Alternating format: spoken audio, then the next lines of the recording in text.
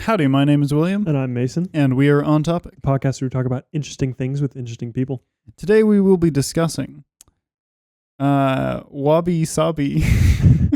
Yes. Not to be confused with wasabi. This is both from Japan, but not the same thing. Quite so. Yeah, and I would like to preface, because I feel like, there are going to be people that bring this up, at least in the comments. Yes, we both now understand the meme associated with Wabi Sabi. Yeah, so. I didn't know there was a meme. You just introduced me to it. Yeah, I know it blew up a while ago, a soundbite on short-form video platforms, and we are aware of it, and we are anticipating jokes about it. But we'll actually have a discussion about the underlying term today. Bold of you to assume people will comment. Hey, if they do, we made the preface. So but yes, that's actually we actually selected the topic because of the meme. Right, there's a cultural phenomenon, and we want to bring light to its roots and also hop on the trend. Sure. Is this a current thing? I've still not ever seen it. Yes, basically. It might not be at its peak right now, but yes, it's still very much a thing. Yeah. Excellent. Mm-hmm.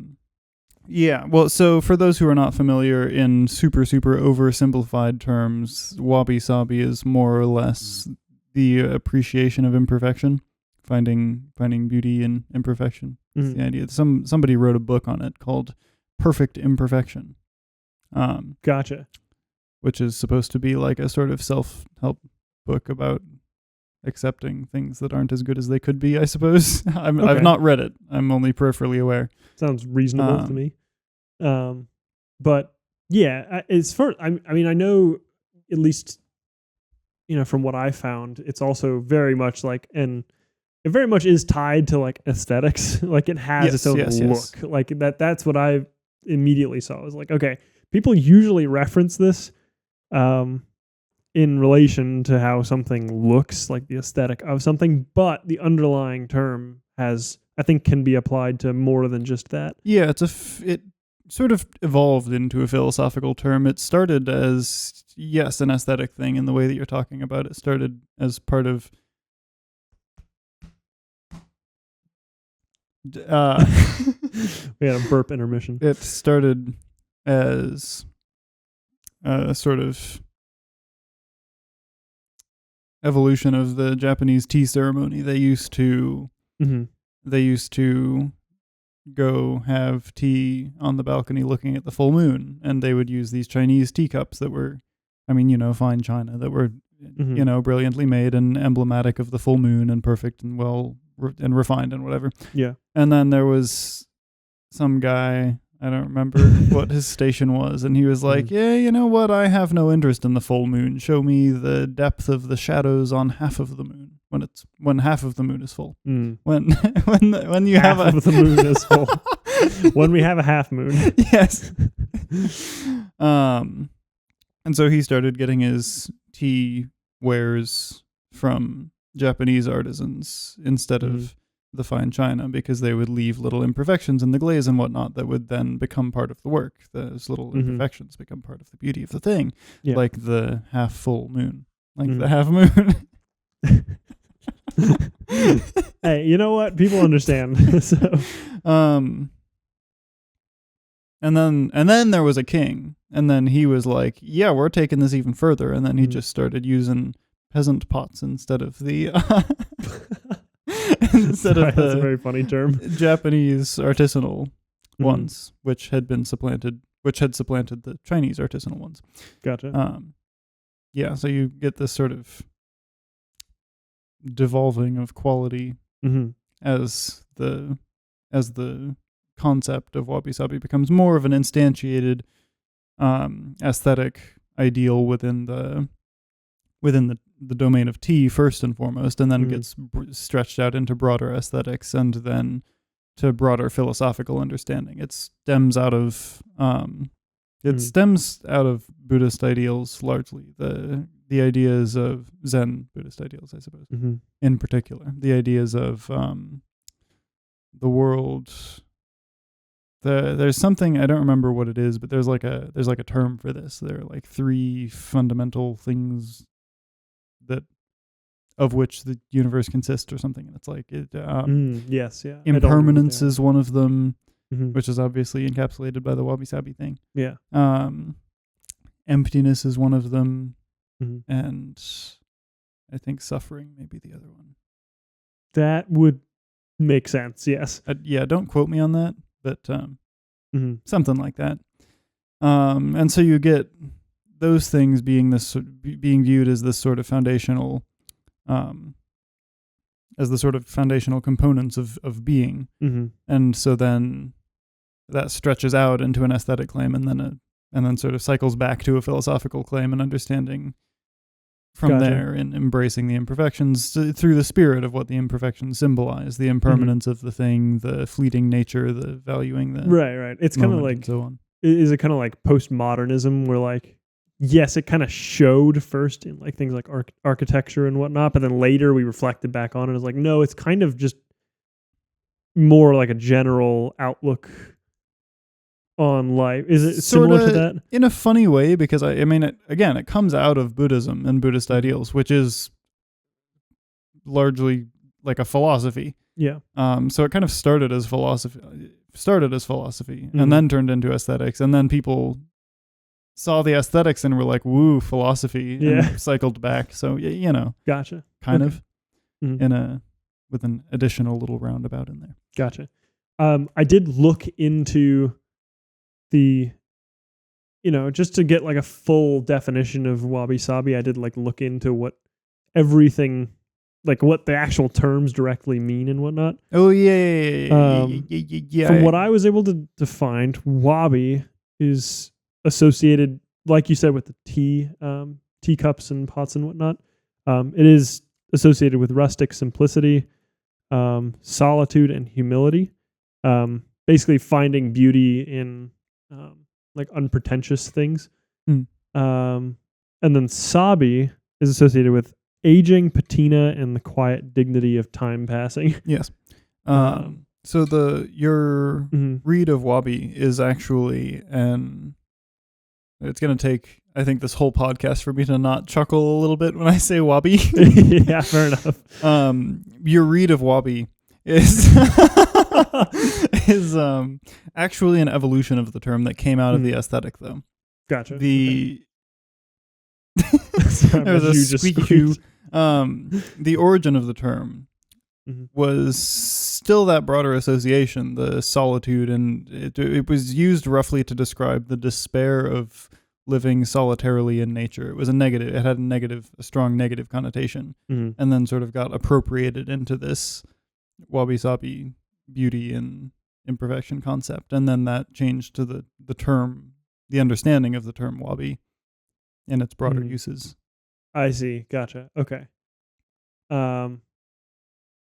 I gotcha. Okay, so I'm curious then, like, I don't know if you'll know this or not. Does the current meaning of Wabi in, Japanese language and culture, then that evolution of it? Yes, yeah, okay. It predominantly is used the way that you said. Gotcha. Okay, I see. Interesting. Well, that I did not know. It's funny, when I was looking into it, there are a lot of, I saw a lot of,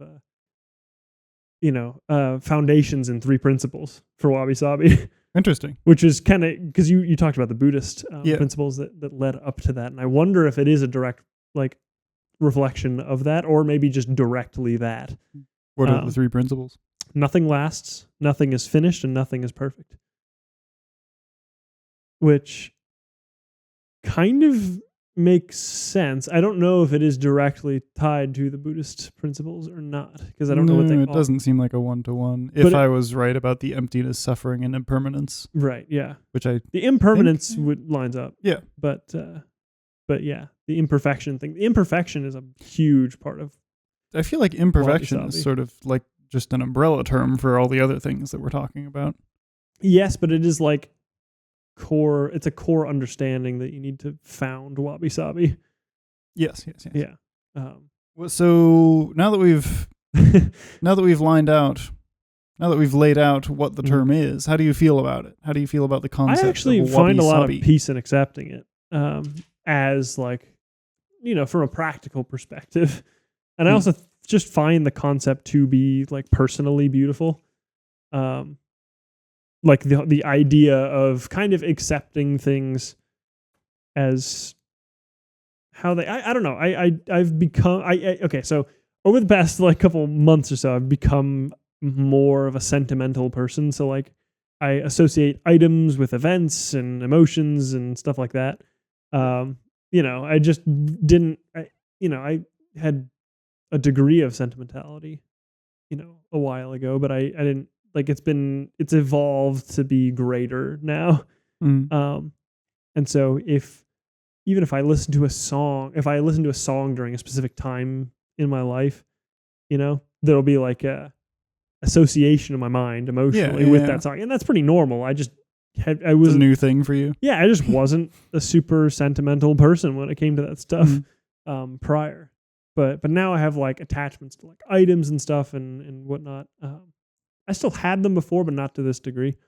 And so, I see the value of items beyond their physical, physical form or whatever, right? So like I can see the value outside of just physical, in certain items and whatnot. So like I would say I've become more accepting of the principles of Wabi Sabi in my life as of recent. And I just think it's like a good way of looking at things. The tie between being able to see things through their context rather than just through the thing itself. Yeah. Through their substance or whatever. Is valuable, and I'm with you on that. I'm not sure I'm seeing the tie directly to Wabi Sabi though. How are you getting from point A to point B? So if I was looking to buy pottery, right? Buying pottery that might not be as good as a factory made piece of pottery. Yeah. Right. Because I know, like, or if I'm buying like a pair of boots and I know that these boots were handcrafted by like a smaller business and not like made in a factory, right? Obviously the factory is going to be more close to perfect for a boot, or at least has the capacity to be more perfect than a handcrafted, right? But knowing that there's imperfections that don't degrade the utility of whatever it is, feels nicer. So I can be like, okay, there's more value to this because somebody handcrafted it. Yeah. And I think that's, like I said, not been a direct tie to Wabi Sabi, but it is one of the things that's made me more accepting of that. The imperfections help you see the story of the thing. Yeah. Yes.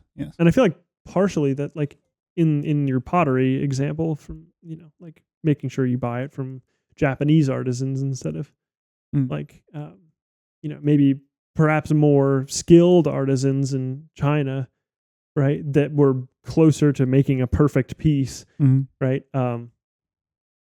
Yeah, like buying pottery from a Japanese artisan that might not be as perfect, it does feel more sentimental because it's closer to home. It has an associated story to it, which I think is, I don't know, I just find it interesting. I mean, yeah, even through like, my interest in watches and stuff, like watches are very I realized what I was doing a while back was like, I was just, buying watches that looked nice, and that being like the only reason. But then I realized how much value there is to having a watch associated with a big event in your life. And I started being like, okay, no, I need to like really think about this. And you really have gotten sentimental. Yeah, no, that's what I'm saying. Yeah, it's been a big thing. So I think that's made me more open to the concepts of Wabi Sabi. But also the phrase beauty and imperfection just, I think I've mentioned it before, I think during the beauty podcast that we did. Go watch that if you haven't. I think imperfections are almost a provider of identity for things. And thus, if you want a unique identity, you need unique imperfections and things. So if you're trying to have a unique identity for something, you need to have imperfection. So imperfection is like one of the things that I would almost look for in something special. Does that make sense? It does. It makes sense. And that's something that that I wrestle with conceptually, just because Mm-hmm. this is one of the things that's really hard to grasp and conceptualize about heaven or whatever, is the idea that like everything will be perfect, but will not all be the same. Right. And that is just hard to wrap your head around. The more Eastern influenced Christians would just chalk it up to divine mystery and leave it at that. But we like to have answers for things here in the West, and that's one that I'm still working with. But broadly speaking, I'm kind of on the same page with you. I've been the whole thing. I've been wrestling with the whole thing a good deal since I started researching it yesterday. Right. And sort of in broader terms before that as well. But right, because like on the one hand, you've got this idea, like I think at its core it's very dangerous. I don't think that it's inherently bad. I think there is value in it, and there are things that I like about it and things that I relate to about it. But I do think it's dangerous. Okay. How so? Because so just we'll start off with my taste and my distaste for it. Yes, yeah. Because on the one hand, it's like the whole thing really is predicated on axioms that I just have to read as like totally erroneous per Christian ideological framework. Sure. And then it does, I think, sort of lead into, it follows logically to more modern phenomena that I do find anathema. They it goes to bad places very quickly. But then on the other hand, it's there is an intuitive or a personal sense in which I really do just vibe with the thing, just like rustic old stuff with cracks in it and whatever. And there is a beauty in that, and I do prefer it to your whatever IKEA desk or something. Yeah, right. Not yours. I don't. Yeah, yours speaking. Res. Yeah. Res. Raz. Anyway, so your gut feeling about it is like, okay, this is kind of cool, and I have a natural pull to this. So there are things that I like about it, and I do find there is an extent to which I find beauty in imperfection. I think the ideological framework that it springs out of, these Buddhist ideas of like we were talking about with the fundamental nature of being, consisting of impermanence, emptiness, and suffering, that I just like, I'm bound to believe that that's wrong, but also intuitively I don't think that that's right. Suffering is a little iffier. Since all of these things we view as results of the fall, and the whole Buddhist claim is like, this is impermanence is the natural state of being. Yeah. And we say, well, no, it's not the natural state of being. This is a sort of distorted state of being that we're stuck in for a while until glorification, until impermanence is burned away, until imperfection is burned away, and so on and so forth. So I find the ideological root of it to be problematic. I kind of like what it turns into in the middle. And then it gets taken a step further into what could be logical conclusions of it, which I think is kind of leads to, because finding beauty in imperfection is good if you take imperfection as beauty, like seeing beauty in imperfection and considering imperfection to be beauty are two different things. Right. Yeah. Because I mean, I was thinking that, like, because you could have a piece of pottery, right, that has imperfections, that like the go-to, just to picture the archetypical Wabi Sabi pottery piece, right? Yes. How does the meme go? Was it? Oh, It's like a King of the Hill clip. No, just what's the line? It has Wabi Sabi. I was gonna. It's all Wabi Sabi or something like that. Sure. Anyway, continue. Yeah. I was gonna make a joke, but I don't know the meme well enough. Honestly, me neither. I know of meme it. neither. Sorry. What? I said meme neither. Oh, meme neither. Continue. Yeah. So if you picture the archetypical Wabi Sabi pottery piece, right? Mm-hmm. Like a teapot or something. Yes. It's not, because if it was like incredibly imperfect, right, where it has like a gouge in it and it has like it's really like messed up, there's a point where it just becomes it falls out of Wabi Sabi. So there's like a fine balance where it's like close enough to perfect, but a little imperfect, but not too imperfect. Because with too imperfect, if you if you have a pot that is just an absolute disaster, fishnet pot. Well, but also utility is a part of that, I feel like. Yeah, fishnet teapot would be totally dysfunctional. Yes, completely dysfunctional. Right. So I think functionality is like a core thing. You need the utility of something physical to be Wabi Sabi. It still has to work as intended. Yeah. But if it's like it looks like a Dr. Seuss illustration where it's like all wobbly and whatnot, like it might not fit Wabi Sabi. It might just be strange. Right.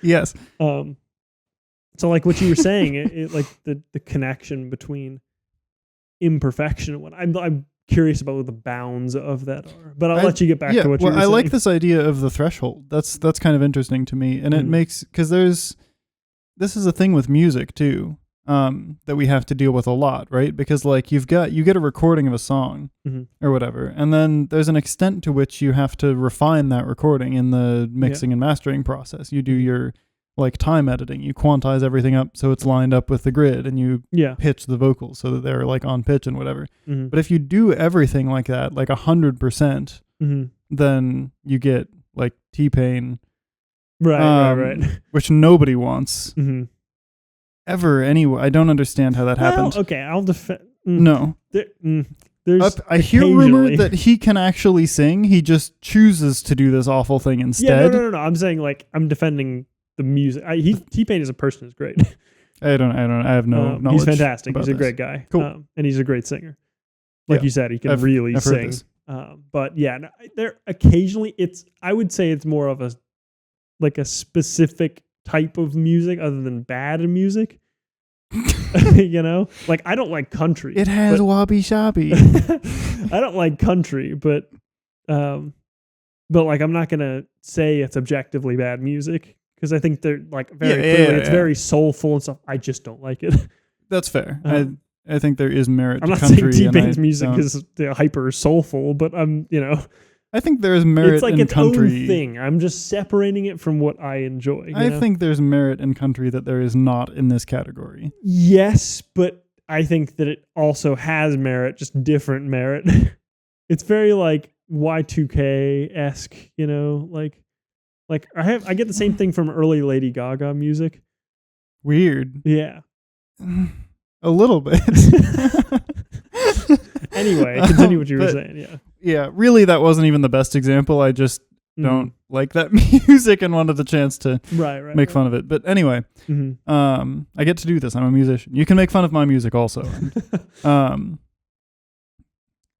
But it becomes robotic, and it starts to feel empty very quickly. If you take like a good drum groove and you line it up perfectly to the grid, it's going to feel flat and stagnant and soulless. It will no longer have pocket.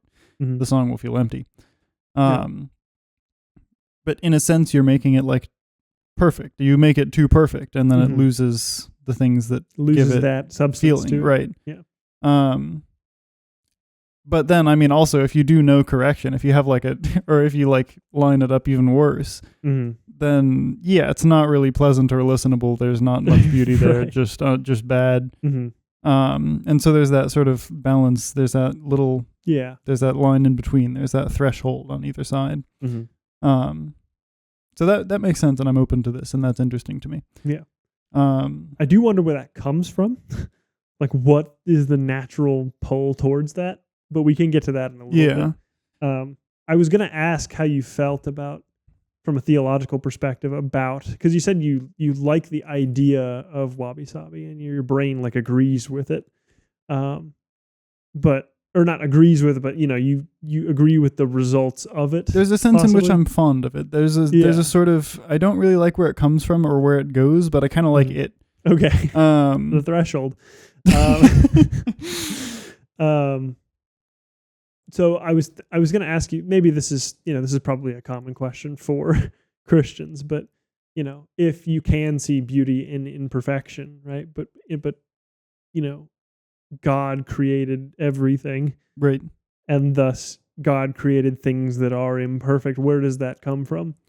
So again, and this is a point that I'm going to hit pretty hard this discussion, I think. There's a difference between seeing beauty in imperfection and seeing imperfection as beauty. And I think, and this is kind of part of where my problem with Wabi Sabi in its full form comes from and where it goes, because I think the nature of the philosophy itself is sort of a stripping, like we see things and we make value judgments on them. We say this is a good thing or this is a bad thing or whatever. And the Buddhist ideal is very much tries to do away with that, that value judgment, since everything is seen through a lens. And so where someone might see a thing and be like, oh wow, that's a bad thing, the Buddhist, the practitioner of Wabi Sabi, will look at it and say, this is a thing and it is this way and I appreciate this way that it is. Okay. Not it's a good thing, not it's a bad thing, just it's a thing and I'm going to appreciate the thing that is here. And there's something that it's really close. It's really close to being right. It's like, and I think there's utility in it, sort of. Right. But if you follow that idea, if you follow the idea of like things just are in a certain form, things are the way they are, and we should embrace and appreciate the way that they are, then that ends up in like the... You're saying it's like pointed to the wrong thing? It ends up leading into this sort of like the body positivity thing that we have or whatever. And again, the threshold, there's an extent to which that's like good and fine. Like I don't want people to have anorexia or whatever, but like if you are very heavy, then it's probably better for you to not be like I don't think this messaging of like, it's good and beautiful that you are heavy and we should celebrate that. I don't think that's a good message. I think you can be less heavy as a proportion of, to some extent, efforts in that direction, and that stems from a goal, from an ideal, from a higher prospect that you have, that you orient yourself toward, and then that you strive toward to become better. Yeah. And so if you just celebrate everything in the way that it is, if you see beauty, if you see imperfection as beauty rather than seeing beauty in imperfection, then I think that really just takes away from progress, from orientation towards something higher, from development, personally, culturally, whatever. I think it leads somewhere very dangerous very quickly. With that said, I do think that there is totally good in seeing beauty in imperfection. We're told there's a verse that says something along the lines of in all things give thanks, or in all things be thankful, or something. Right? Because like like per Christian teaching, really we should all just be dead and suffering completely. Right. And we're not, and we're surrounded by all of these things, and all of these things are quite beautiful, and like life could be so much worse than it is, no matter what situation we're in. Yeah. And also, you know that whatever is happening to you, whatever's happening broadly, is happening for a reason to fulfill God's broader plan. These are all blessings in one sense or another. These are all things are worked together to the will of Father. I'm very much a big picture person. I extract the ideas and then forget the particulars, and so my scripture is loose. But fair enough. My scripture is non-existent, so you're doing better than I am. I'll take it. But yeah, so I think that we do have. I think it's really good to, when you have something that is not as good as it could be, to look at that and appreciate it and be grateful for that thing, because everything has some amount of good in it, because being and goodness are linked, and we've talked about this before. And so I think it's important when you look at something that is necessarily imperfect because it's of this world. Gotcha. Then I think you should choose to see the good in it more so than choosing to see the bad in it. I think that that's important just as a worldview and a mental model and whatever. Gotcha. So you're saying you should appreciate the imperfection but not celebrate it. Yeah. Well, and then like we were talking in the beauty podcast about how, like, we talked about death, and you're like, so if beauty and goodness are the same and beauty and being are the same, then why is death beautiful? And that did sort of make me take pause, and we had to kind of work through that for a bit. And the place that we ended up landing on it was, well, like, okay, so the thing, like, what is it that makes death beautiful? Because I don't think death is inherently beautiful. I can imagine a non-beautiful death. The thing that makes it beautiful... Certainly. The thing that makes it beautiful is that it's indicative of some other greater good or whatever, like a mother sacrificing herself to save her child is a beautiful death, but not because she dies necessarily, but because through her death we're shown this other thing that's very, very beautiful. The death becomes a sort of vessel through which we're shown the breadth of her love, and the love is what's beautiful. We're just seeing that through the channel of the death.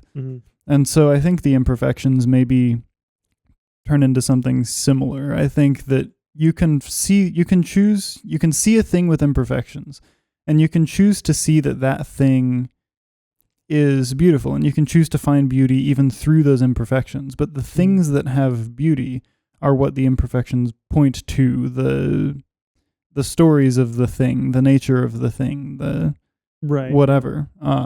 Like, the thing will fade, but the reason that the fading of the thing feels beautiful is because it shows you, it really makes you face the extent to which the thing existed, and the existence is what's beautiful. We're just seeing that through the lens of its decay. Woohoo! So if I had so say you have a, like you said, like a pot that had fallen apart but was put back together, and you can see it's almost like I forget, there's another Japanese thing where they put things back, or maybe I don't know, I'll just say East Asian thing, I'm not sure, but they'll, like, if a piece of pottery falls apart, they'll basically reconstruct it, but then the cracks in it they fill with like golden stuff, so that you get these cracks. I don't remember what I ran into this, but in my studies. Yeah, I think it is part of Wabi Sabi, is it not? I think so. Yeah.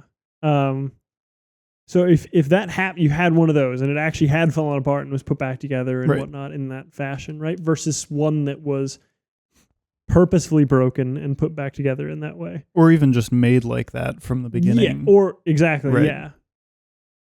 What, like, and you weren't given the context of it at all, right? One clearly has more like value to me, I guess, than the other one, but they physically are the exact same, right?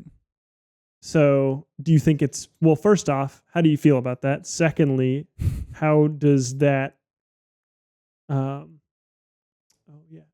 is it a bad thing to then make something,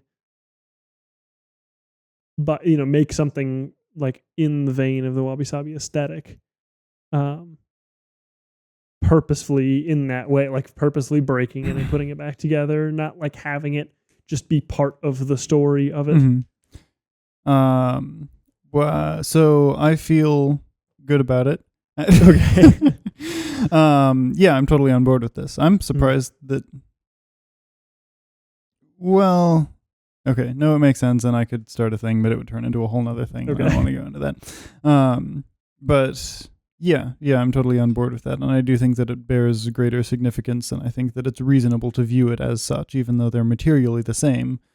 I think the fact that the one bears stories. I mean, I see that in a very real sense. I think, like, metaphysically, like ontologically, it does bear those stories. There is a truth that surrounds it that contains those things about it that the other does not have. Yeah. Would you say those are hidden then? Like, because, just physically what you see, right? If I didn't tell you which one was which, and they looked pretty essentially identical, right? Where does that just not materialize in the real world then? Yeah, I mean, it materializes in your memory about it, but I think, like, it exists in the abstract as a truth that exists outside. Like, if you die, I think that those things are still true about it, and it still bears that significance. It's just... Sorry, that was dumb. I see. It took me a second. It just... I lost my train of thought. You said... But they exist abstractly, but not physically. So even if you die, no one will know about them, but they're still there. But... as long as you're here, they do exist materially, sort of, in your memory. And then you can tell other people about it, and then it sort of exists in the material plane through our knowledge of it. You could write it. Gotcha. And whatever. But yeah, I don't think it exists in any perceivable way beyond our knowledge of it. Gotcha. So, in terms of how, do you think it then is a good or a bad thing that piece was made in the first place, the fraudulent one? Well, I mean, when you put it like that, then I have to think it's bad, because deceit is bad. We worship the God of our God. Our God is truth. And so anything that does away with anything that exists in opposition to truth in any sense, anything that's trying to look like something else or whatever, is then... Well, I have to think about the implications of that statement, too. Because I was going to say, technically, a perfect teapot would be, like, because then you ask, like, okay, how does... Because in theory, if you're trying to be as close to God as possible, I feel like you'd want things to be perfect, right? Yes. So if you make a perfect pot, right? But God, you said, one of the transcendentals or whatever, was beauty. Right. Yes. From that. So if you had a perfect pot that wasn't broken apart and had to be put back together, right? Yeah. But you have this pot with that is cracked and glued back together or whatever, right? And you see more beauty in the thing that's imperfect versus perfect, right? But beauty is one of the transcendentals. Yeah. So in theory, the perfect one should be more beautiful if it is closer to God, right? Or that'd be closer to another transcendental, that being order or something, right? Versus beauty. It feels like there's a disconnect between order and beauty between those two, because if you're looking at it from which one is more perfect, you'd say the one that's closer to being perfect, but the one that's more beautiful, you look to the other one that is non-ordered. Yeah. So I wonder how you deal with that dichotomy. Yeah. Yeah.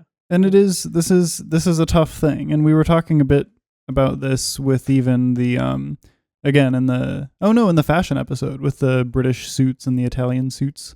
Yeah. And it's like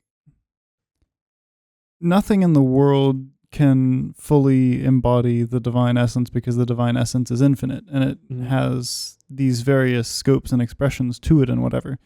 And the things here, like, it seems like, to me, in my experience, the best that we can do is sort of maximize one to the greatest extent we can without frustrating the others. So as beautiful as you can make something, like, you can emphasize the beauty of a thing insofar as, like, up to the extent of, like, directly violating order entirely, or directly violating love or respect or modesty or whatever entirely. Or you can maximize the order of a thing up to the extent where you make it objectively non-beautiful or whatever. Like, there's a threshold to it. To which you can push things, but it does seem like things here have to specialize on a particular expression, broadly speaking. Right. So it's almost like how I'm visualizing it is you have transcendentals like kind of on a plane, Right. and you judge a thing based on what the heat map of the transcendentals is. I don't know about heat maps. No, okay, so it'd be more like if you associate a percentage, possibly. I mean, that's kind of difficult to do because, like you said, the transcendentals are likely infinite, correct? Definitively. The scale of the transcendentals is Yes. infinite. Yeah. So it's a little difficult, but like, if you imagine maximal to minimal beauty or whatever, you had to put it on a scale. The thing that would allow each of them to be their greatest while not sacrificing the other. So basically you can create almost like a center of gravity almost for all of the transcendentals. And if that center of gravity is the highest it can be across all of the transcendentals, that is the most, that'd be the best version of that thing, correct?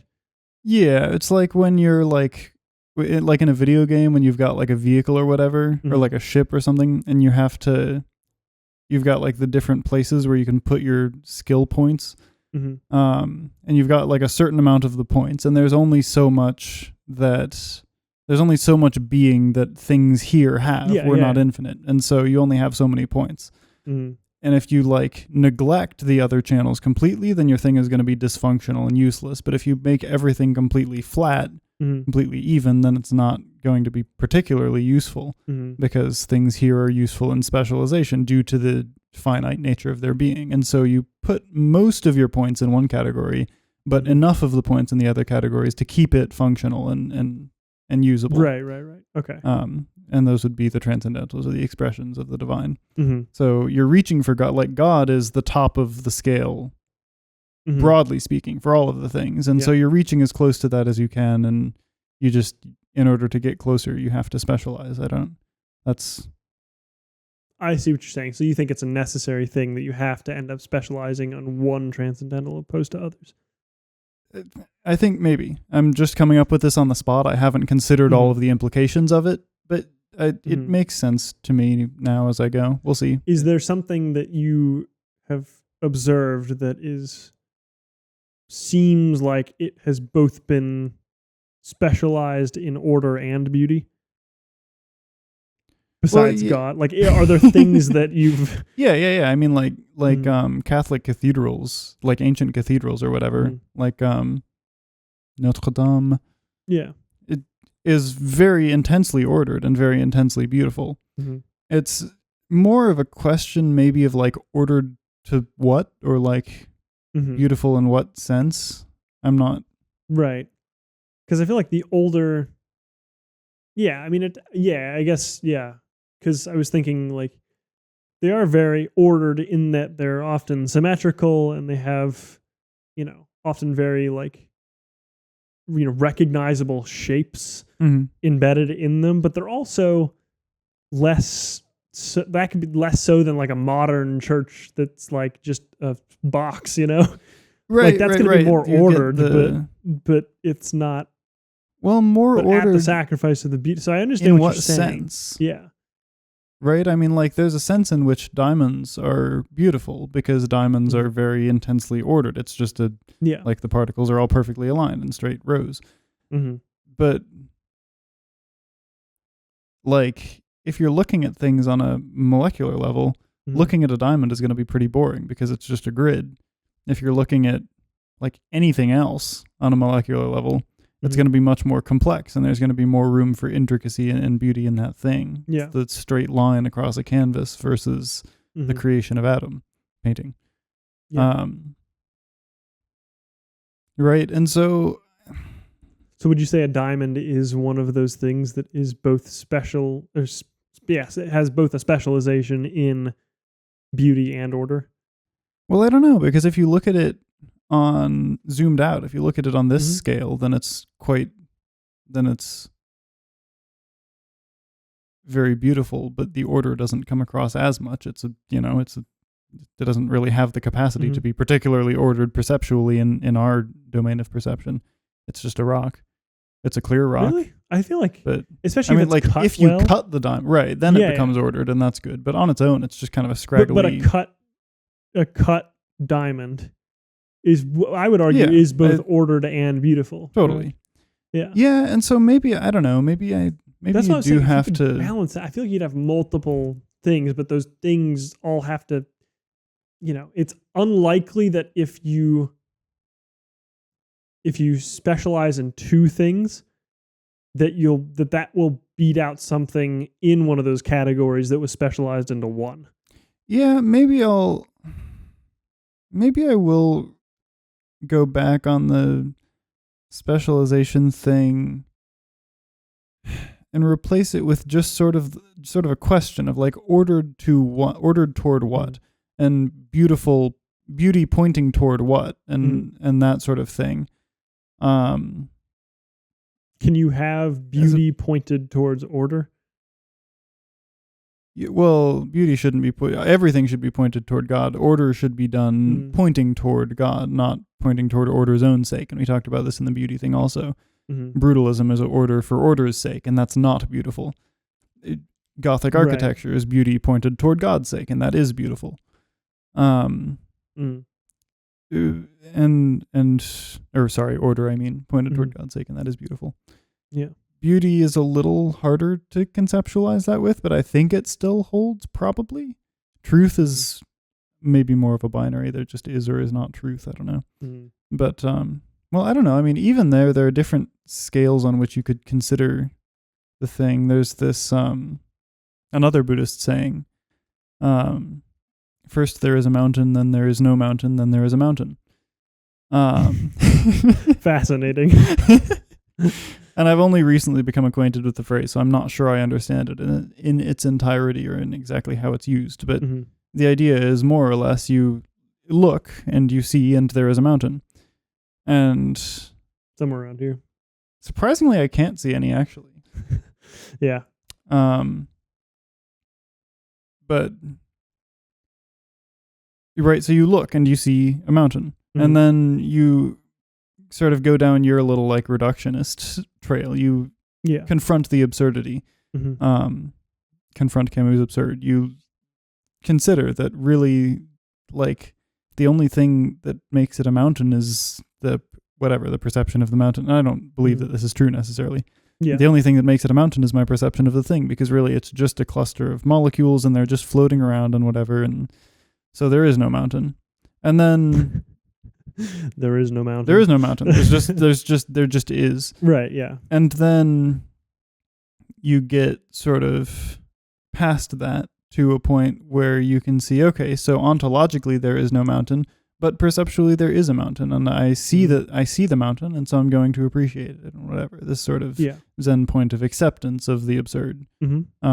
I almost frame it as a sort of surrender to the absurd, but whatever. No, I think that is actually, I mean, admittedly, I don't know much about the fundamentals of Buddhism, to be completely honest. Not at all. I'm not, but I mean, everything I've heard of Buddhism, I'm actually kind of like on board with. Like it does make sense. I think it's a great way, from what I've heard, to live life. Now, of course, you're probably going to take issue with that. Yes, I mean, I disagree, of course. But but I do think it leads to at least a happier or more fulfilled life. Some people might not. Some people might get like existential dread from it, but but I think you can, I don't know, that acceptance has brought me peace, at least. So, I mean, I just think there is a mountain. I reject the absurd. Right. But I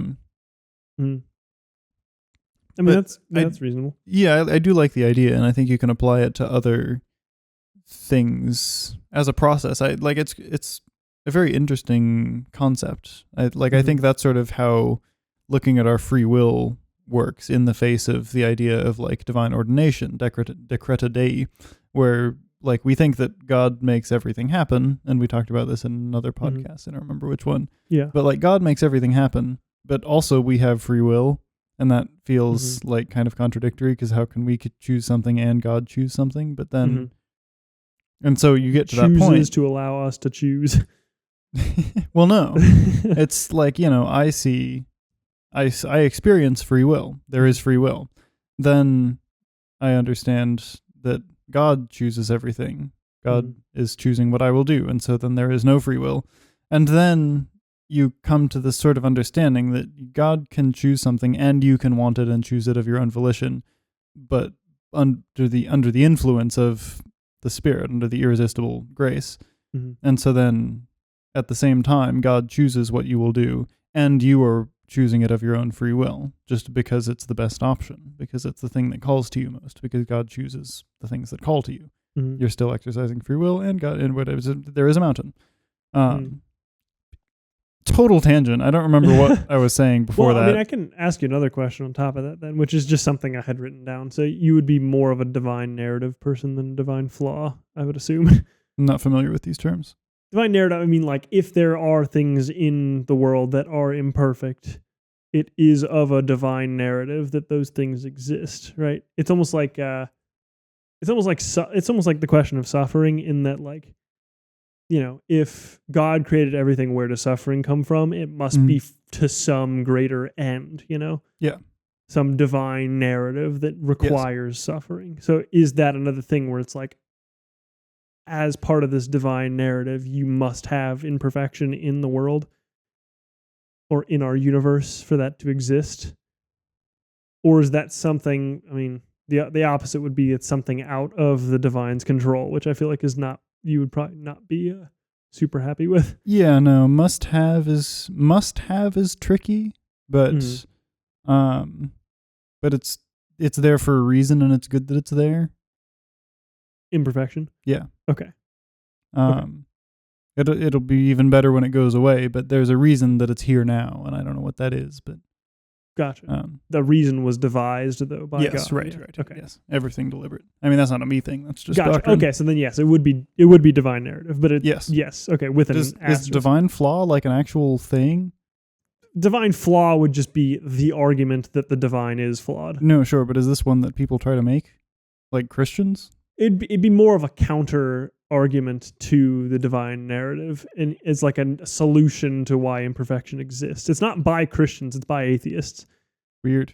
So that would be reasons to it can't reject be by atheists if reject it's divine. God. Oh, I see. You're saying divine flaw.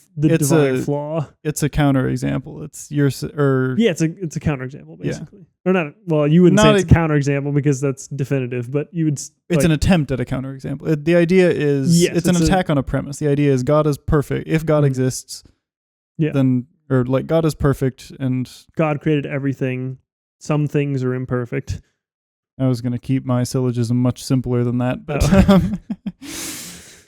but yeah, if God exists, then God is perfect. God is not perfect, therefore God does not exist. That doesn't even work as a syllogism. You can't go backwards. That's a what are they? That's a fallacy.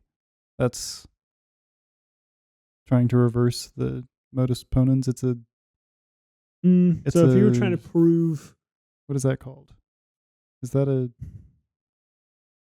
assuming the that consequent? might just be a tautology. No, that's if you were to assume the rules that you had. Anyway, whatever. You get the point. It's an argument by atheists. Sure. Okay, I understand. Yes. Yeah. It's an argument by atheists to say that, because things like imperfection and suffering and stuff exist in the universe, then God can't exist because he is perfect and he, I assume, does not suffer, maybe, or does not correct. Suffering is bad. God is infinitely good. Therefore, there shouldn't exist any suffering. You're right. I get the idea. Anyway, I have to fix the exposure. Is it really, really bright? Yeah. Anyway, so back from our little intermission. Sorry, we had to adjust some camera settings because yes, I was starting to ascend into heaven. No, me. You and I were bold both. Of you to assume you would go to heaven. Jesus Christ. Him. Anyway, him, capital H him.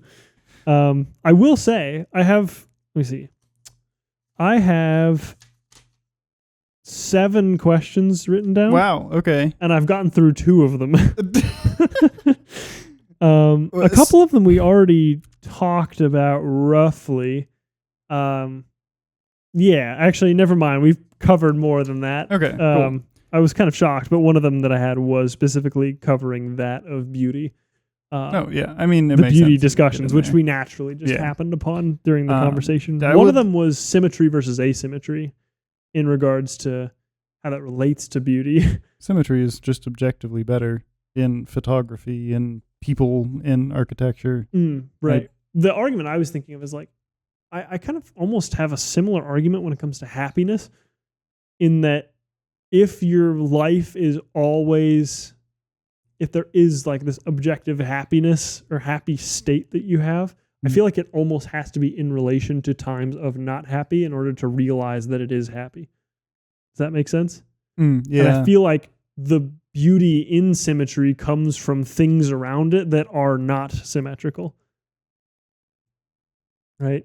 It almost stands out as symmetrical because things around it are asymmetrical. Does that make sense? And I feel like so the beauty of it comes from that thing. And I almost feel like in Wabi Sabi, like if you have a pot that was broken apart, like the classic one we had before, right? Yes. That was broken apart and glued back together with this really, really nice looking golden glue. Yes. I don't remember what it's called. I wish I remembered what that type of pottery work was called. Golden glue. But yeah, so you have that pot, but the shape of the pot, right, is still the same. It's the texture that's changed. So you have the asymmetry in the, or not the texture, but like the, I don't know, what would you call that? No, that's not it. Like I'll just call it the pattern, I guess. Even though a pattern is supposed to be symmetrical, but I know what you mean. You know what I mean? Like I'll say the print of the composition. Is, it is asymmetrical, right? You have these like, broken lines, right? These like imperfect, almost like a river going through it, right? Mm-hmm. That's imperfect. That's imperfect. But then the shape of the pot is still a perfect, if you want to call it the form of a pot, right? And so you have the symmetry of the shape contrasted with the asymmetry of the actual surface of the pot. Mm-hmm. And those two things make it beautiful because you have that contrasting thing, Yeah. So you asked the question a while ago that kind of launched this whole tangent. I would like to formally rescind the specialization thing. Okay. I think the transcendentals sort of, we've talked about before how the transcendentals sort of translate to each other. And it seems like I think it probably just like usually happens that way, that we have to specialize. Right. But I don't think it's necessary. I don't think they're mutually exclusive. And I do think they more or less translate to each other. Such that truth is beautiful and so on. Yeah. Anyway, with that out there, you were asking the question a while ago that spawned this whole tangent that was something about just how I feel about the thing. Right. Like how I cope with God being perfect and us having an obligation to move toward God, and so then that being sort of in contrast to us finding beauty in imperfection. And so there were 2 answers that I was going to give to that, and the first one was what we've been talking about. I don't remember. But the second one was my response more or less to what you're bringing up now, which is like, I agree perceptually with what you're saying. The contrast is a core element of aesthetic. Yeah, of aesthetics. But there is, I think, a difference between beauty existing and our experience of things as beautiful. I think that contrast makes the beauty, like I think the beauty exists innately within the thing in an ontological sense, like we were saying about the pot holding the stories. And so the imperfections or whatever make something more beautiful, quote unquote, make something perceptually more beautiful because it makes clear to us the stories that it holds, because it shows us, like the mother dying for the child, the death shows us the love of the mother, and the love is what's beautiful. And so in that way, things that are imperfect are perceived as more beautiful, not because they bear more beauty, but because the beauty that they bear has been made obvious to us through a vessel. Right. Likewise, with this sort of thing that you're saying about happiness and symmetry, with the claim of contrast, I think that it's like I don't think that things that bear contrast are actually more beautiful, like they actually bear more beauty. Yeah. Maybe they bear less. I don't know. Right. But I think that what the contrast does primarily is not necessarily add or detract from beauty, maybe. Not necessarily add to beauty, but is rather to point out the beauty that something bears intrinsically. The amount of beauty remains. Like if you have like a really okay, so it's you have like a medium shade of green, and you put it next to like a really desaturated green, then that green is going to look really vivid and really beautiful. Versus if you have that same medium shade of green and you put it next to a really, really saturated, really, really vivid shade of green, then your original green is going to look very desaturated and very bland. Yeah. It's the same green. It bears the same amount of beauty. It's just that perceptually that beauty is made more or less clear to us by the context of the thing. Yeah, and I think we roughly talked about that in the fashion episode as well. Maybe. Possibly in I don't know if we did. It is related to fashion, so I might, may or may not have been mentioned, but like it's almost like if you have a person and you have a dress, independently, they could still be beautiful, right? But then if you have a person in a dress that's incredibly, like, it just works really well and like shows off, it like defines the beauty of the person, right? Makes them like elevates, accentuates. Exactly. Yes. Yeah. I was thinking a better example is like, for some reason I have this image in my head of, imagine you have a white cube in an entirely black environment, like just completely, it's like a painting, right? Yeah. And you have a completely black background and it's just a white cube. Cube or square? Cube. Okay. But then you have a portrait of a forest with a white cube in the middle of it, right? Ooh. Okay. That reaction alone, right? You're imagining it's like, okay, no, the one with the forest is just gonna be more beautiful than the one with the especially if black the cube is glowing. Yeah, I would buy that. It'd be cool, right? There's like inherently more beauty in that. Now you could argue that the beauty that you're observing is not related to the cube; it's the entire portrait itself, right? The entire environment with the forest and everything. And you could say, okay, well, a forest is more beautiful than a black background, but it's no doubt the first one with the black background is, if you're focusing on just the cube looks less beautiful than the one with the forest background. Yeah. Especially if it's glowing. Which is interesting too, even because like just in terms of luminance or in terms of shade or whatever, the black background is actually more contrasted to the cube. Yeah. But makes it less beautiful than the forest background. I don't know. I mean, I guess there's more complexity in the forest background, so there's contrast texturally. Yeah. So I don't know. That's what I was pointing at. It's like you have something highly symmetrical and something incredible, like the definition of asymmetrical in a forest, right? So yeah, I don't know. It's strange because the other one is inherently more symmetrical. Like going back to the asymmetry versus symmetry thing, the first one is inherently more symmetrical in every respect. It might be, like you said, symmetrical to the detriment of its beauty. Right. It almost operates like how you said with transcendentals, right? Even though symmetry isn't a transcendental, it might be like a subcategory of beauty itself, right? With the points. Yeah.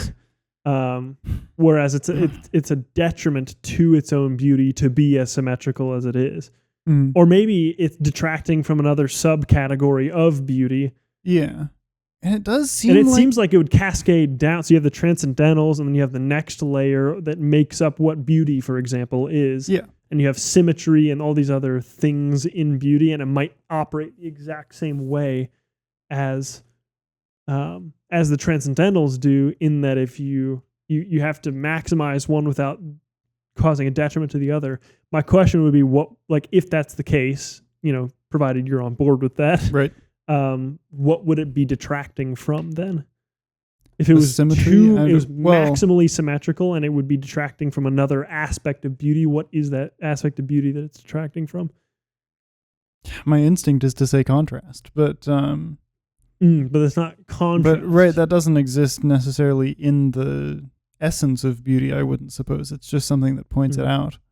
Would you say that symmetry does exist in the essence of beauty? Probably. Because that seems pretty... I think I'm on board with that even, yeah. It's an interesting question. I'm not sure. But even if you're designing a room, what you look for, or if you're doing photography or videography or whatever, set dressing, because these are the things that I've been looking into lately. Right. What you want most of the time isn't necessarily symmetry, but you do want balance, right? So you want the sides of the frame to be roughly evenly weighted, to feel roughly as eye-catching as the other, unless you're doing something special with leading lines or whatever. But you don't want them to be literally identical to each other, because that'll be boring. Again, with case exceptions, because you can do symmetry as a thing. But generally you want not symmetrical, but balanced. So similar, but not exactly the same. And it feels like that same threshold we were talking about with the music stuff. And so it's very interesting. Right. It's very interesting. I don't know exactly what to do with it. I mean, I guess that threshold is the point where the emphasis of one of the things starts taking away from the others. The point of too perfect, too straight with the music, with too precisely on the grid with the music is like order to the detriment of beauty. Or what have you. I gotcha. Okay, I see what you're saying. So you're saying the order being because that is a very orderly first painting, right? Or portrait. The cube with the black background. Yes. So you would say that so even barring that, just saying symmetry is part of what makes things beautiful. Right. But the first painting is pointed, it is symmetrical, but it's pointed more towards order than symmetry. Right. It's symmetrical to the detriment of something else that we would have to come up with. Gotcha. But yeah, I suppose complexity, maybe. Intricacy, I think, is probably a part of beauty also. Fair enough. Yeah. And so the black background is very symmetrical, but it's not intricate at all. Symmetry and intricacy necessarily are sort of at odds with each other, because unless you have an infinite thing, because however complex a thing is, if it's symmetrical, if you made it asymmetrical, you could have twice as much complexity in the thing. Right. Yeah. But then it would be if you literally did that so that there was no symmetry in it, then it would be completely jumbled, and it would be intricate, but to the detriment of symmetry. Right. And there's it's balance in there. Yeah, it'd be like looking at TV static. Right. Yes. Or just random colored pixels, Here's a funky thing too, though, is you could have TV static that's perfectly symmetrical, and it would still not be particularly beautiful, even though it's very complex and very symmetrical. So then there has to be something else: structure, intentionality. Intentionality is an interesting one. That would intentionality, not intentionality, but surely like you said, some of the ontological identity of an item provides some of its beauty, right? Maybe not objectively, but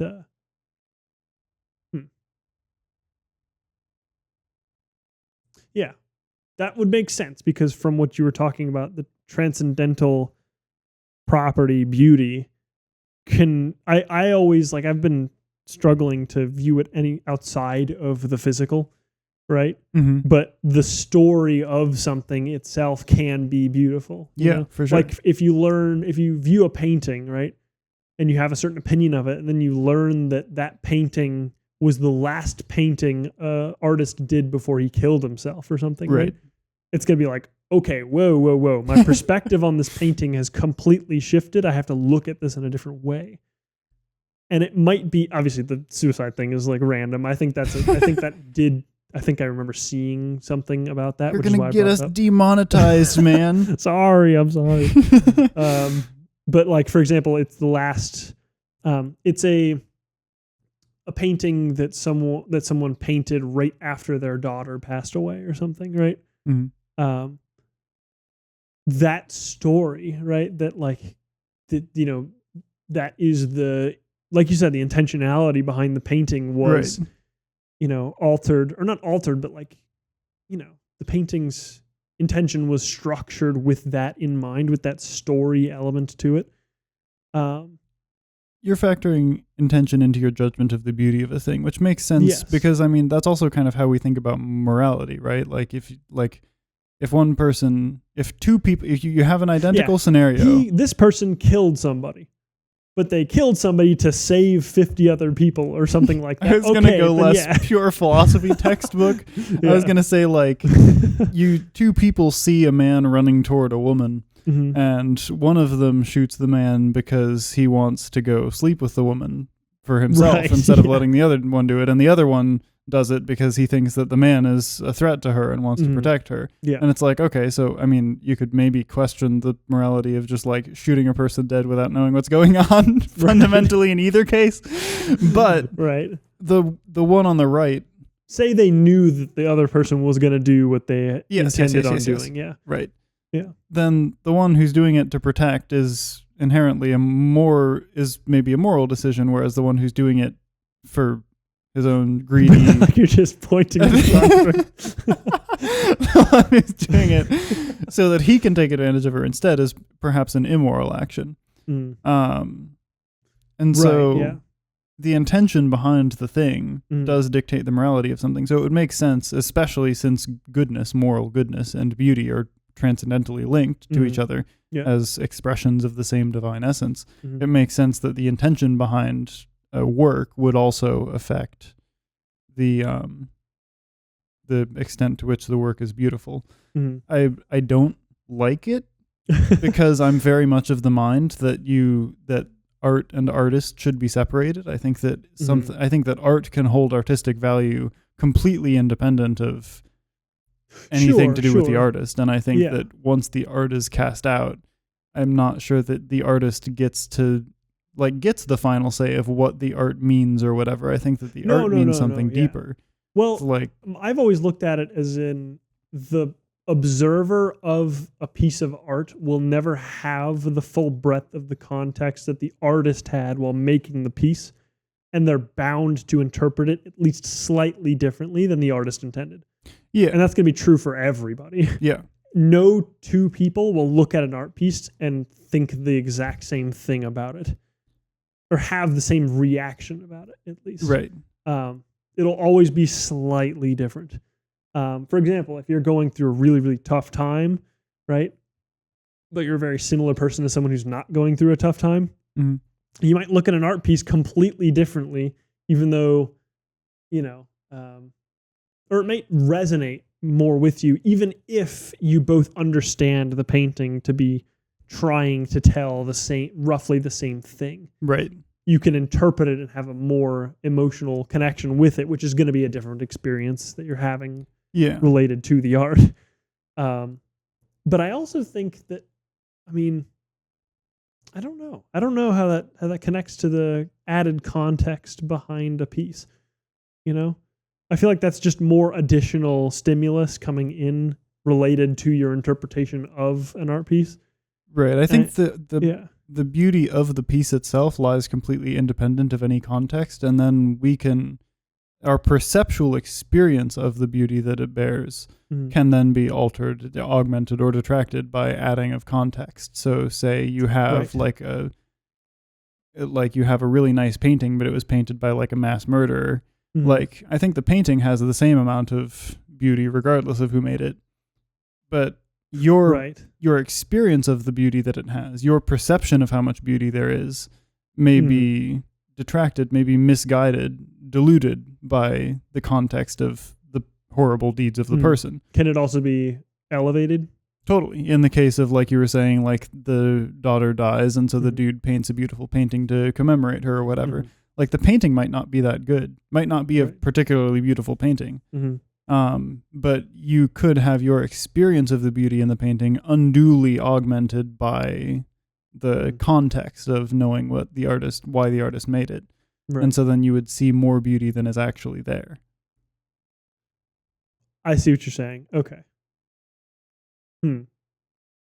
Well, it's tough because I'm almost viewing it as in you have sources of beauty that you're deriving it from, right? And you have the physical source of the actual painting, right? But then you have the contextual source, right? And once you're given the contextual source, your scope of what you're evaluating for beauty includes both now. Yeah. And not just the physical, I think that's fair. Your scope changes. And it's tough. I don't know if it's possible for you to intentionally narrow your scope back to the physical once you've been given the context. It's hard. It's very difficult. But I don't even know if it's possible, like I said. Yeah. But I think it's more of a reframing as opposed to changing or altering the fundamental beauty associated with the thing that you're originally evaluating. Does that make sense? Yeah, all that can be done for you is clarifying or diluting your understanding of the amount of beauty that there is. The amount of beauty stays the same, but both the context and the material beauty of the thing weigh into that thing that you then either have clarified or diluted for you in your experience. Right, yeah. Yeah, I'm open to this. Maybe I have to shed my separating the art from the artist axiom. That sucks. I use that in arguing from like stuff to do with appropriation and whatever a lot. Right. So that's unfortunate. I do think practically it still like can hold potentially. I'm one of the people that I just can't shake when like if I'm listening to like an artist and then that artist turns out to be a horrible person. Right. Listening to the music, it might still be beautiful, but there's going to be that thing in the back of my head that's like, yeah, it's going to be there. It's like I'm going to be looking at it fundamentally differently. I have this even like sometimes you'll have like an artist whose voice is like really pretty and you hear the song and you're like, wow. And then you like see a picture of them and they're like really categorically not pretty. And then every time you hear the song, you like see that person and you're like, man, and it makes it harder to hear the beauty of the voice because of the lack of beauty of the person. Yeah. And it's just like, it just is unfortunate. I generally try to avoid learning as much as I can about artists of music because I like the music and it seems likely to me that learning about the person will make me like it less. But on the contrary, there's a helicopter flying above us right now. Sounds like we're being hunted. It's just going somewhere. I don't know. I also think it's very similar to the added context. It is the exact same thing as the added context thing. Like you can get to know somebody, like you can get to know an artist, and through getting to know them, and you realize, oh, this person's like a really cool person, or you see them, and you're like, oh yeah, this person is like a beautiful person, right, or they're just attractive or whatever. You're gonna look at their music a little bit differently in a positive light and instead of a negative light. Right. So I think it is the exact same thing. Yeah, it's an iteration of that phenomenon. Yeah. So then could there be a sense in which the beautiful painting painted by the mass murderer is like, could you sort of Wabi Sabi that and like take it from like like, okay, so this painting, right, the right, contrast thing, right? Because this painting is very beautiful. Mhm. It came out of someone who was very troubled, who did very bad things or whatever. And so that sort of emphasizes the beauty of the painting to an extent, maybe. I don't know. I think it depends, because it's almost like it's tough, because if you said he was like a mass murderer Right. and he made a painting, I'm less keen on that, but for obvious reasons. But if you said like, oh, this person was, you know, suffering from, it's almost like Edgar Allan Poe, right? Like, I think he was troubled in a couple respects. Like he had like a difficult time. Like he suffered with like mental problems. I don't actually know if this is true or not, but we'll just go to theoretical, right? If you have an artist that's like majorly depressed and going through like a massive, they're going through a mental crisis, right? But then they paint these paintings that like, that are imperfect, and that kind of like cascades from their mental issues that they have that imperfection that gets injected into the painting. And so I'm almost willing to say Wabi Sabi is an implied context that you give to things that then provide that. It's almost like you see something, and because of the way that its imperfections shine through, you can make assumptions as to its context, which shifts it in either direction. This is fascinating. I like this. I don't think it's very Wabi Sabi. I think Wabi Sabi is more the stripping of value judgments rather than a lens deeper into the thing on which to then make your value, on which to then base your value judgments. But I do like it. I think I probably like it more than Wabi Sabi. Okay. Because I was going to say, if you have the pot that's glued back together with the golden paint. Yes. The golden glue. Objective. Sorry. You have to say it like a leprechaun. Like, the golden glue. Anyway, yeah. So if you have that, that's objectively Wabi Sabi, right? Like that is that's like a perfect example of Wabi Sabi. But because you can have one that's manufactured and one that's truly had that story associated with it, right? You have this context that's available, right? But you also have a potential window to the context, and that context might be manufactured in that, like if you have you have that designed Wabi Sabi pottery piece, but it doesn't hold that story, you still can view it the same as something that does have the story, but through a fractured lens, a fraudulent lens that then gives you improper context. Right. But like generally, you're still going to look at it and make contextual conclusions about it and say like, oh, this pot must have some, soul to it. I feel like a true Wabi Sabist would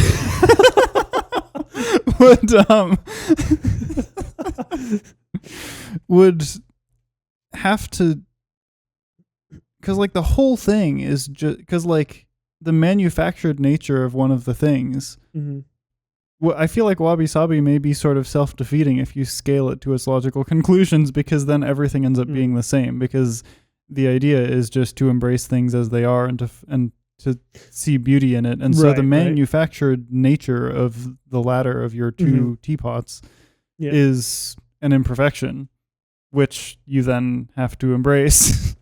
Right. No, I'm not like making a defense of Wabi Sabi. No, sure. Yeah. I'm just, I'm trying to get to the, like, where fundamentally you have problems with Wabi Sabi. Right. And I think that might be the fraudulent lens that it casts on the context. That is an interesting thing, and that's definitely a problem with it. I think it's rife with problems, and I think that's one of them.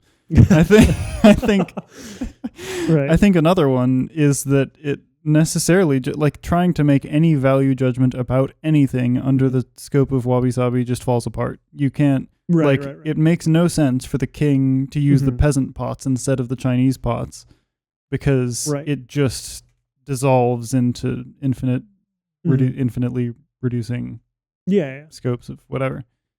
I suppose, well, I guess then the question is, where can you, because your natural tendency is to agree with, like you said, the middle part of Wabi Sabi, right? Yeah.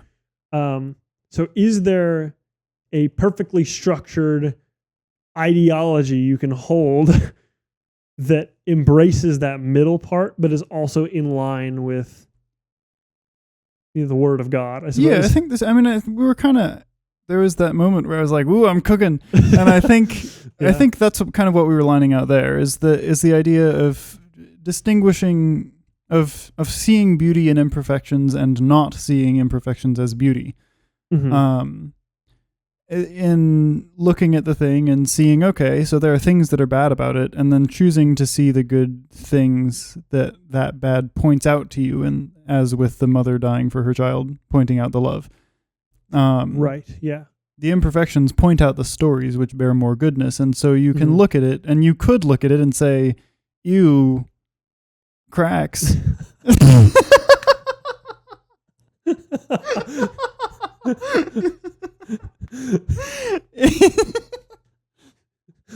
Right. No. You got this. I'm on board. Imperfections, what have you? Yeah. How's the exposure? Terrible. It's just You I've given up. Ride. Because if I drop it anymore, then you're gonna be just like completely gone. Well, I would like to still be here, so I think Yes, we should leave it be. and so I think there's just no way to get around this. It's just an unfortunate lighting Okay. situation. Gotcha. Yeah. Mm. We should not record at this time. We should record either in the morning when the sun is over there, or at night when the sun is down there. Okay. All right. Well, hey, we're still working on this. Yep. So. Yeah. So I'm just going to be clipping. It's fine. Okay. Anyway. Yeah. What was I? You can look at the thing and you can see. You can choose to look at it and see its imperfections. So I'm very big on this idea that everything, and this is something you and I will agree on deeply, is the idea that you don't, like, things exist. Mm-hmm. I guess we disagree on that. Damn. Well, no, I'll play ball. Things exist. Yeah. I'll play game. I'll play ball as a thing. No, I know. I'll play ball as a thing. You, in a previous podcast, you accidentally said I'll play game. I'll play game. I like. You hear the Clash of Clans sound. Like, anyway. I've heard that in years. I've actually never played it, but I was just thinking of a recognizable mobile Really? game. No, I've never played it. Crazy. Anyway. So things exist. Yeah. And we things exist and we experience things. Mm-hmm. But there is a layer in between the thing and our experience of the thing, which is something akin to our perception, our lens. Right. Yeah. Mm-hmm. And so what you experience is never the thing itself, but is what the thing looks like filtered through your lens, through your perception. Right. And you, just to clarify, you have at least a degree of control over what your lens is. Exactly. Yeah. And that's where we're going here, because I'm going to make a video. I haven't made it yet. Okay. On roughly like making a case for a curated life. I think that it's like your Instagram curation thing. It's like sort tuning of your algorithm. Yeah. The things that you choose to surround yourself will like repetition is a core part of the tuning of that lens. If you constantly fill yourself with ideas of like, these are bad and this is a bad structure and whatever, things are pointless. So then when you look at something, you will see bad and bad structure and pointlessness and whatever. Yeah. Because that's the filter that you've put into yourself. I agree with this. One of the things I always say is, at least I always push socioeconomics, but like one of the things I always say is like, people are products of their environment. And and that is pretty much exactly what you're saying, except for you're saying you have a responsibility to then tune your environment. Yes, yeah. So then you have an obligation to curate your life. You should put yourself in environments, surround yourself with things that will then shape your lens in the way that you want it to be shaped, in a way that will point it toward particular iterations of particular manifestations of beauty or order or what have you.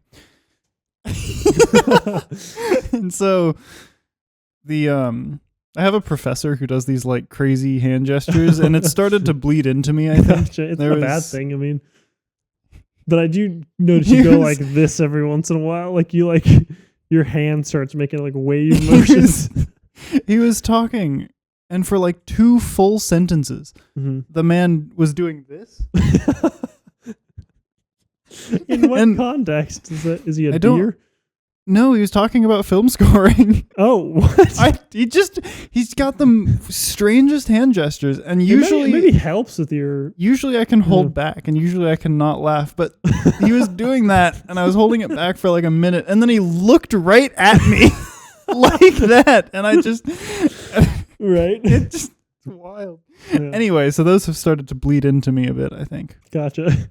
It's not a bad thing, but you have to tune it. It's kind of fun. Yeah. But anyway, yeah. So you have a responsibility to curate your environment so that it'll dictate your lens. Right. And just zooming out as going back one resolution. Yeah.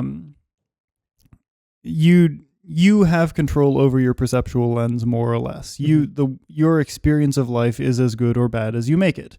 Yeah. And the way that you see things is a direct consequence of more or less the way that you choose to see things. Mm-hmm. And so I do think then that when you're looking at a thing, when you're looking at your pot or whatever, and it's got its imperfections, there is beauty in it and there is imperfection in it, which could be argued like the imperfections are a sense in which it is less.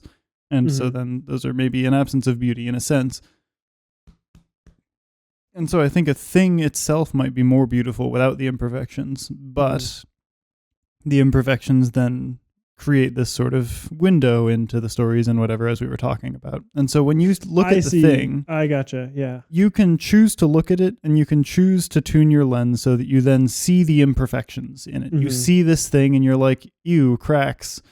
Right. You see the thing and you see it for its imperfections, and then you don't appreciate it. You just like, this is option 1. Is choosing to see the imperfections and being put off by them. Option 2, and this is, I think, the correct option, is seeing the thing and acknowledging the imperfections, but choosing as imperfections, but choosing to see the beauty that lies in the thing. So there's beauty in the places where there are not imperfections, and you can use the imperfections as a window to see deeper beauty through the stories, through the emotions, whatever. Right. Option 3, which I think is sort of what the Wabi Sabist does,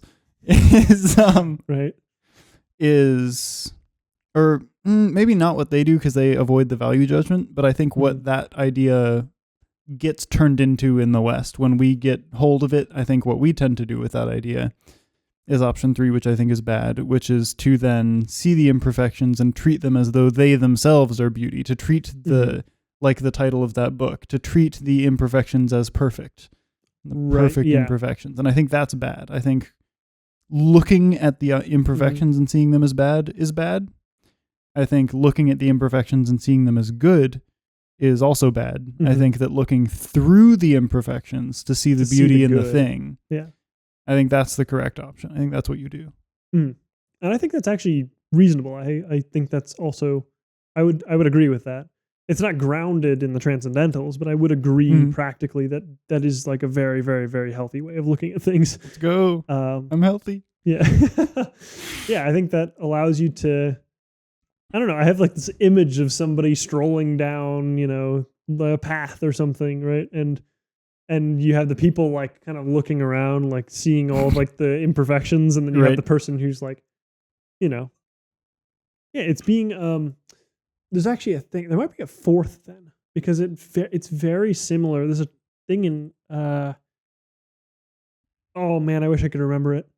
There's a thing in economics that's oh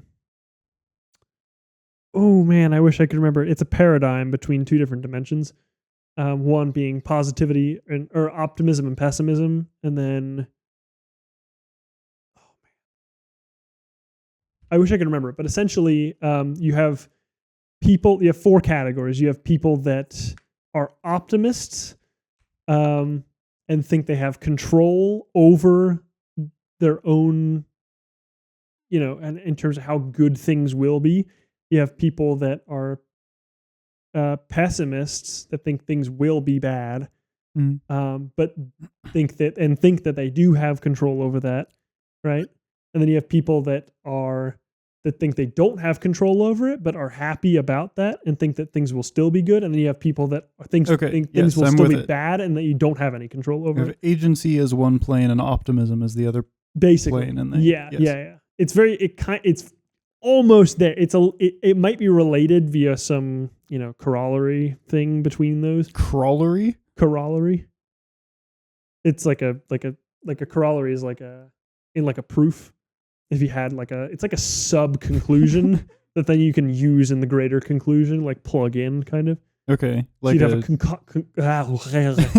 have a corollary conclusion that then you can tie what you were just talking about. It's like a subproof to that. Yeah. So okay, yeah. Gotcha. Or like a lemma, if you want to call it. Yeah. That. Yes. Yeah. Oh, interesting. Okay. I got you. At least I'm pretty sure. I don't know. Maybe at least in math, I'm pretty sure that's how that works. But lemmas are the ones that you do independently, and then you can just bring in, right? Yeah. But I think a corollary is part of the greater proof. It just happens to be like there's a distinct, like you can have a lemma completely separate from the proof that you then plug in. Yeah. Whereas the corollary just is a part of the proof, but it is still a sub-conclusion inside the greater proof. That's just a sub-proof, is it not? Yes, but I think guess it's then you just could called that. Make that a lemma. Like a lemma can exist independently. Yeah. Whereas the corollary is still a conclusion, but it's kind of insignificant to the point where result of the subproof. It's the consequence of the subproof. Possibly, yeah. Yes. Okay. Yeah. I wish I knew that definitively. Right. But yeah. Anyway, I think there might be a tie between those two things, which is really interesting. In terms of like choosing to see, like choosing that optimistic route. There might be a link there, but I don't know. So I'll have to think about that. I mean, I feel like those things are all sort of missing the way to happiness because you've got your optimism, which is setting high expectations. Like an optimist thinks that good things will happen, and so they set high expectations, and then they will often end up disappointed. Yeah. And whether or not you think you have agency in that, I don't know. Like, I guess if you think you have agency in it, then you get mad at yourself, and if you think you don't, then you get mad at God. Right. A pessimist will assume that bad things will happen and then sometimes be pleasantly surprised, but spend most of their time being generally, unhappy. Right. Being generally, feeling sort of hostile toward the world or treated hostilely by either themselves or the world, depending on the level of agency that they feel. And I think that the right approach is not necessarily optimism or pessimism. Like, I think I'm somewhat of an optimist, but I think it's somewhat of a moot point also, because I like whether a good thing happens or a bad thing happens experientially, either way, like, I know that it's going to be good for me long term because God did it. So like, even if I think like what it is a straying from the conceit that we know what is good and what is bad for us. It's like, I think God knows that better than me. And so I'm just going to assume that if something terrible, like if I lose my arm or whatever, like it's going to be hard to be like, yay, I lost my arm, but whatever, it happens for a reason. And I trust that there's like, I don't think there is such a thing as a bad thing, really, maybe. Fair enough. Yeah. So possibly. Yeah. I wonder where that faultless, again, it's probably going to go back to objective and relative good and bad, which is a whole can of worms that we've already explored, but it's still there, It's like the bottom of the ocean. Yeah. Yes, yeah. There is a distinction to be made there also between the decretive will and the preceptive will. So God has the will for how, like, it's the like theological version of the is-ought gap, sort of. There's like there's the way that God intends things to be in like a teleological sense, like the way that they're meant to be, and then there's the way that he actively decrees that they will be to carry out to his larger plan, which often sort of falls in like people are made to, like, per God's preceptive will, we're not supposed to fornicate. But also if we fornicate, it's something that God is responsible for is tricky, but that God did decree that we do that, that we did that. And so they sometimes sort of fall in contrast to each other, but there's the way things ought to be and the way that they are, and the way that they are ultimately will point everything to be the way that it ought to be, but it doesn't happen that way now necessarily all the time. And so when I'm talking about there is no such thing as a bad thing, I'm talking decoratively and not yeah, and not preceptively. Right. Okay. Yeah. Just as a point of clarity. So what are your other 4 questions or whatever? I have a couple. Let me read through these real quick because I'm not entirely sure. I'll glance at my notes also. Let me see. Oh no, yeah, we've already talked about that. One of the things I have written down is, can one experience perfection? Which I feel like yes. For you. For me, I'm not even sure if perfection exists. That makes sense. Which, I mean, makes sense. We've already talked about that. I don't really trade in absolutes, so I can't really. I have to reject that. Right. The other one that's kind of interesting, but we already kind of talked about it, is does imperfection itself have any inherent value? I have to say no. You'd have, that's what I'm saying. I feel like you'd have to say no, and I don't. I think I'm on board with what you were saying. Is that in if you're speaking in terms of perceived value of an agent, like an independent person, then yes, it would.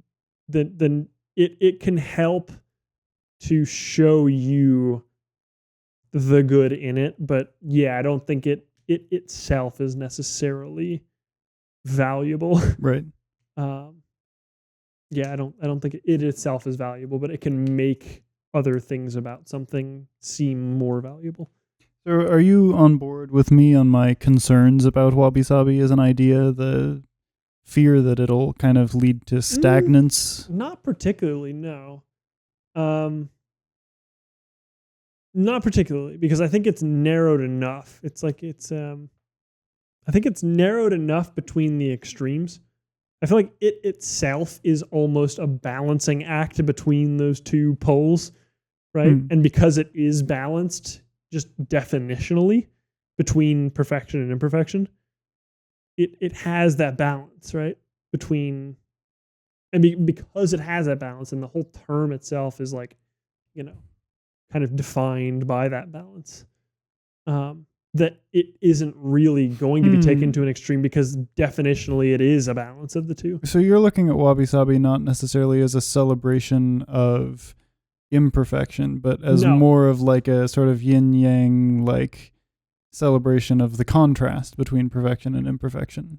That's more so. I wouldn't say that is what it is, but I would say that's closer to. Interesting. I wonder, I don't know.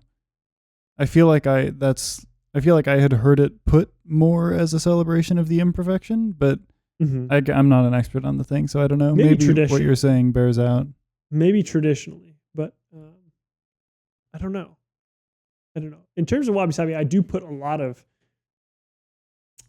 emphasis on, the reasons for the imperfections in a certain thing, if you're speaking physically. Yeah.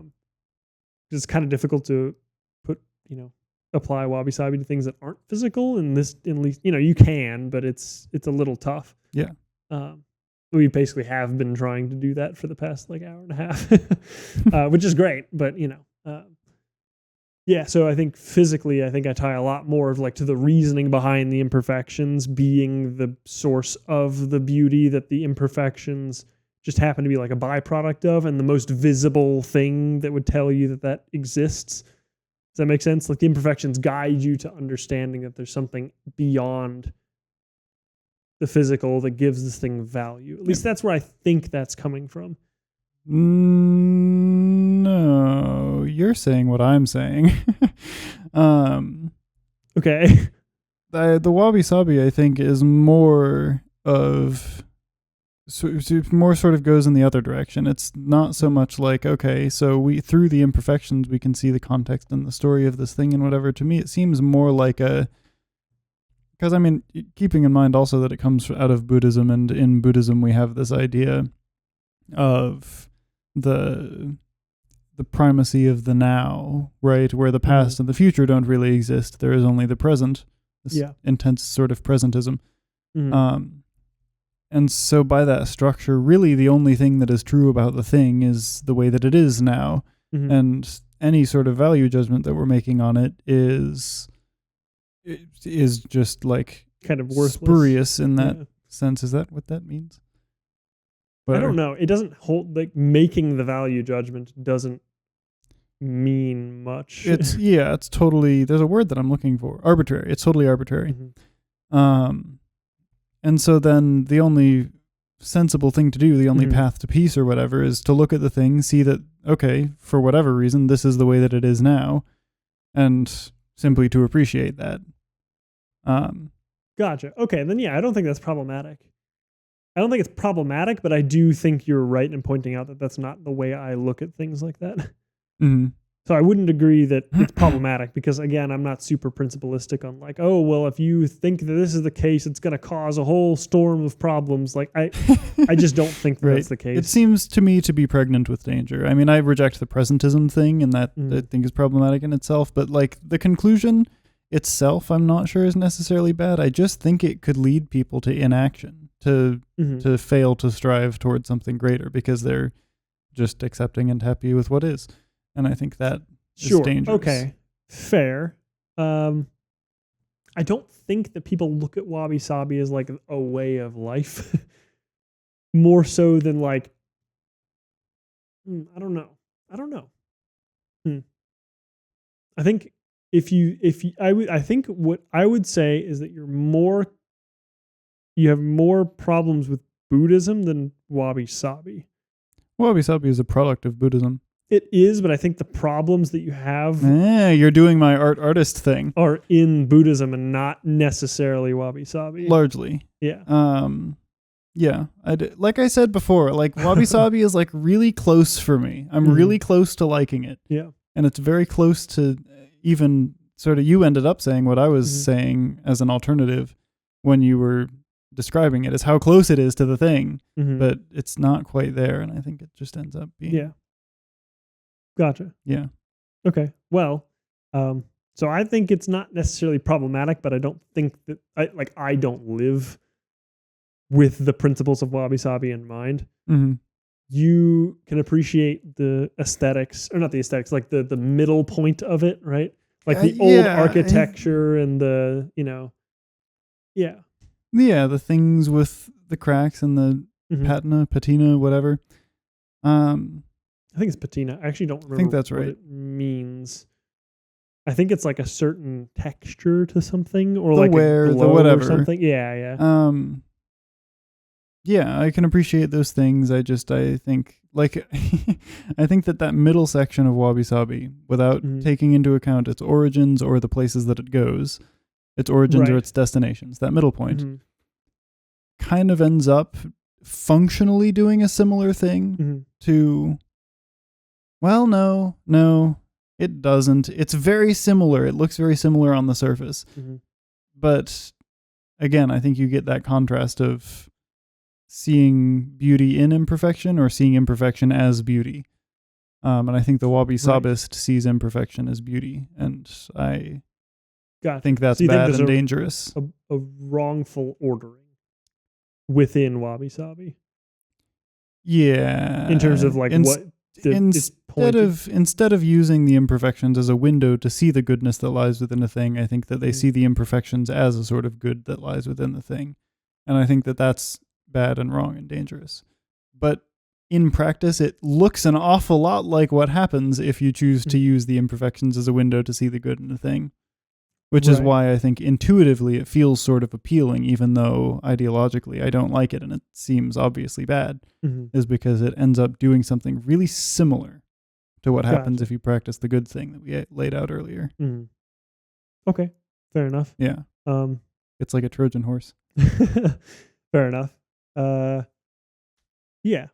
Well, unfortunately we are around about at that time. Are we at time? Well, Yeah. I mean, I'm honestly That was kind a of worried. great- I feel that was a like we pretty kind of wrapped conclusory up. point. Yeah. Yeah. I'm pretty happy let with me where we landed. Skim through my notes to make sure I Just to didn't. make There's sure. nothing that I like really wanted to get to. I don't think there was.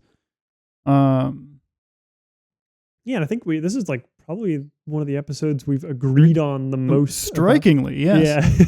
It's also I feel like beauty is probably the thing we've talked about most on this podcast by like a long shot. Like 4 episodes or something have just ended up turning into a discussion about beauty. Yeah, it's interesting. But all through different lenses, which is weird and cool. Yeah, I kind of had a feeling that this episode would at least mention it. Like I have a whole section of the questions in my little book that are specifically pointed to questions about beauty. But yeah, I'm very happy with where we landed. I think me too. We're able to flesh out how we feel about totally Wabi Sabi. Yep. And yeah, anything you wanted to say? I'll close out with a piece of scripture that, well, maybe that'll just complicate things more. Actually, maybe I won't do that. Fair enough. Yeah. Okay. You can leave it in the description if you want. I'm gonna put it out there, and we can not discuss it. Okay. Because I assume we would be able to sort it out in roughly the way that we've sorted everything else out, and along the same lines. Gotcha. But so there's a verse that goes something along the lines of, His strength is made perfect in your weakness. God's strength is made perfect in your weakness. Okay. And I feel like there is some possible Wabi Sabi connotation in there. Okay. But, Possibly, yeah. I think it's one of those things you could connect if you wanted to. Right. Yeah. And it could sort of, you see why I don't want to, it'd be a whole thing. It'd be a whole thing. It'd be a whole thing. But yeah, I think that there is more to discuss about this, but as of we have a lot of homework to do, and I will not. In this case, I'm afraid. Well, homework in that it'll be. I mean, I'm sure that idea will pop back into your head, and you'll try and run through the logic of that. Yeah. So I mean, I'm sure. I feel fairly confident that if we were to discuss that verse, we would end up landing in the same place with the other stuff, where it, whatever. Or I mean, I guess. Yeah. Okay. Well. Okay. Here. I'll answer it real quick. Okay. So, in the same way as the death is the vessel through which we see the beauty of the mother's love for her child, and not the death itself being beautiful, in the same way, his strength being made perfect in our weakness is a vessel, makes our weakness not good in itself, but a vessel through which his goodness is then able to shine. The weakness isn't good, his strength is good, and our weakness acts as a vessel for his strength. The death is not good, the mother's love is good, and the death acts as a vessel for the mother's love to shine through. Right. Okay. I could see that. That works. Yeah. Problem solved. Crisis averted. Yeah. Yeah. All right. Well, that was a great discussion. I'm very happy with this one. I'm very happy with that. Yeah. That was cool. Well, yeah. Thank you. Yes. Thank you all for listening. This topic was actually suggested by a listener. Oh, I did not know that actually. Yeah. Yep. Yeah. So shout out to. I don't want to actually shout out the person. I have not confirmed this, but yes, you know who you are. Thank you. Yeah. Thank you for the good topic. Yep. All right. Praise God. Cool. Thank you. Thank you for listening.